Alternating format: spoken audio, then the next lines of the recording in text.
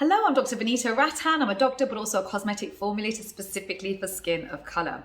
So today's video is an interesting one. A lot of you have asked me to investigate boots, serums, and whether or not they are worth your money. I think I came in thinking everything was going to be very similar to the ordinary and wave through a lot of the products, but it really is a mixed bag, and you can actually see who has formulated these products for boots. It's not the same cosmetic formulator for the whole range. I think they've used two different formulators based on their signature of how they formulated their products. But very interesting psychology behind some of these products. There are a couple that I would recommend, but I am going to be critical because, as you know, none of my videos have ever been sponsored. They will never be sponsored.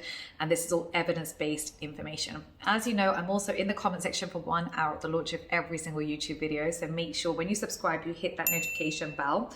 If you do love skincare as much as I do, please do get your hands on a copy of Skin Revolution. It's a book that I've written with HarperCollins that gives you more information. If you want to ask me more questions, you can follow me on Instagram and ask me there, and you can also follow me on TikTok or on our private Facebook group called Dr. V Sock Family. Right, so without further ado, let's dive right in.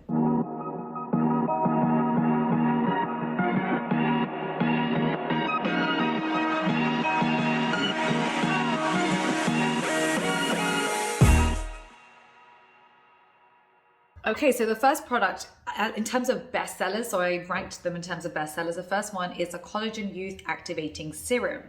So this is £12 for 30 mils, so pretty cheap actually. And the key actives, starting with ingredients at the back. So as you know, it's in descending order. So water is the first ingredient and is at the highest percentage, followed by butylene glycol, which is a solvent, followed by dimethicone, which is an emollient, followed by glycerin, which is a humectant. So I like that. It's a water magnet and you want that. It gives you a hydrated epidermis, followed by soluble collagen. So this is essentially a peptide. Collagen does not absorb topically into the dermis. It will sit in the epidermis as a humectant. So it's a very good ingredient in terms of, it's just like glycerin, but it's no better than glycerin. It's not going to stimulate collagen. And this is where marketing gets very tricky, because people will look at this and they will assume this Collagen Youth Activating Serum is going to literally activate their collagen or create new collagen, stimulate collagen, but it won't. And for this reason, I mark them down, because I don't like people tricking or cosmetic companies tricking the consumer through marketing. And unfortunately, because of the way the regulation is, you can get away with saying something like this because it's accurate. It is a collagen serum. There's nothing in it to activate the collagen. There's nothing in it for youth either. It's not going to help you with any fine lines. There's literally nothing in here for that. But you know, to put that as the title of the product. In addition, it's got perfume, linalool, and limonene. These are all fragrances. Fragrances actually do the opposite.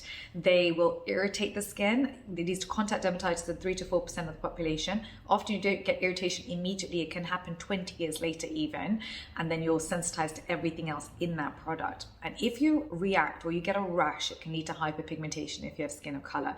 So anyone with skin of color, really try and stick with skincare that is fragrance free. Fragrance is not your friend. Put fragrance on your clothes or anywhere else, but just not directly onto the skin.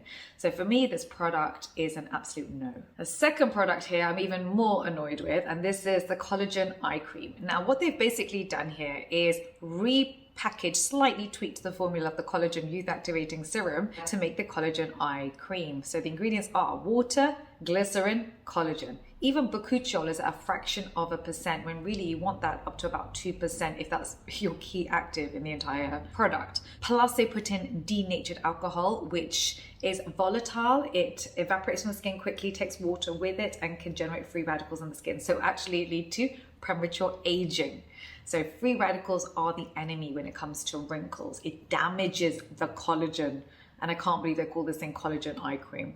It's £12 for 15 mils, so it's literally double the price of the Collagen Youth Activating Serum, but really nothing in it to justify that.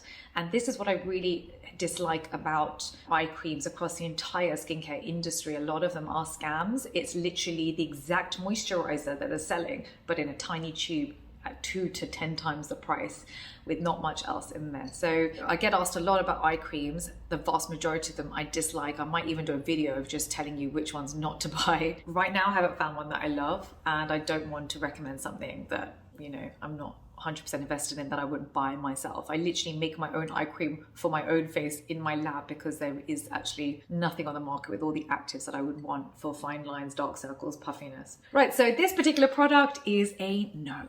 Moving on to the next product, which is Glow Essence Serum. So this is water, glycerin, butylene glycol, so that solvent, niacinamide, a very good ingredient, great for repairing the skin barrier. But in here they've put in perfume, linalool, amyl, cinnamol, and hydroxycitronellol. These are all fragrances and all can sensitize the skin. Big mistake. Yeah, this one's also a big no. And even if you like fragrance, even if you're okay with fragrance in your skincare, there is nothing in this product that's going to make your skin glow. It's got niacinamide and glycerin in it, and that's it. There are fragrance-free versions of niacinamide and glycerin, for example, in The Ordinary. Good news, however, the next one is okay. It's AHA BHA Serum. Fourth ingredient here is glycolic. So it's approximately 5%, and I'm okay with approximately 5% for glycolic. I don't like much higher than that because, especially for daily use, it's a small molecule and can irritate the skin. And they've used salicylic acid. To me, it looks approximately 1%, and it's fragrance free. So actually, this is quite a nice, cheap serum that I'm happy for you to use in order to exfoliate the skin a couple of times a week. Moving on to the next product is Tranexamic Acid. I thought I would love this product. It's a great ingredient. In here, they put in water, glycerin, butylene glycol, tranexamic acid, but then witch hazel, which is drying, and not what you want to use when you're trying to treat hyperpigmentation, which is the main reason you would use tranexamic acid. And it's a shame because this particular product was fragrance free, so they were so close to getting this product right, but as it stands, it's a no. Moving on to the sixth ingredient is hyaluronic acid. I actually like the formula. It's fragrance free, but I would say it's unnecessary.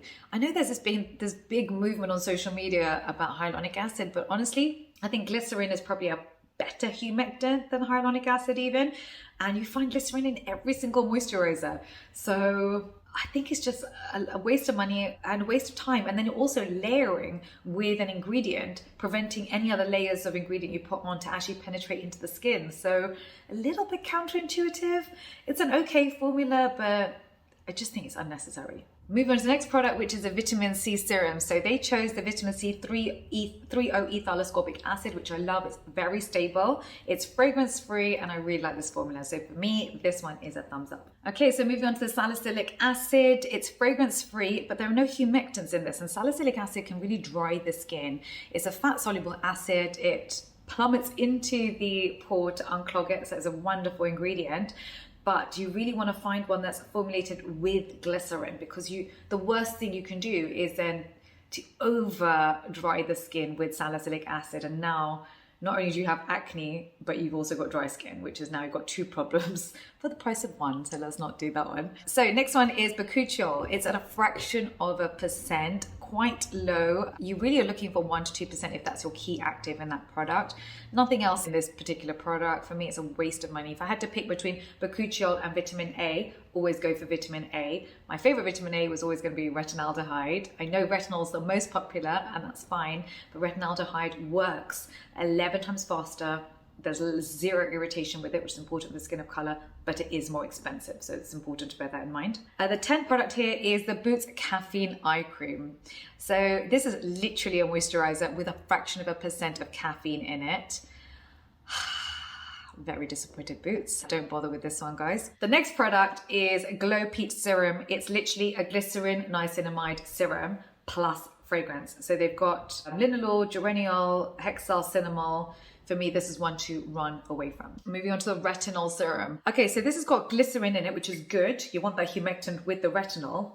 The retinol is less than 1%, which I'm fine with if it was at 0.1 to 0.5%, but we don't actually know how much retinol is in this product, because when it goes under phenoxyethanol, for example, the way the ingredients are, it can be in any order. So anything less than 1% could be in any order.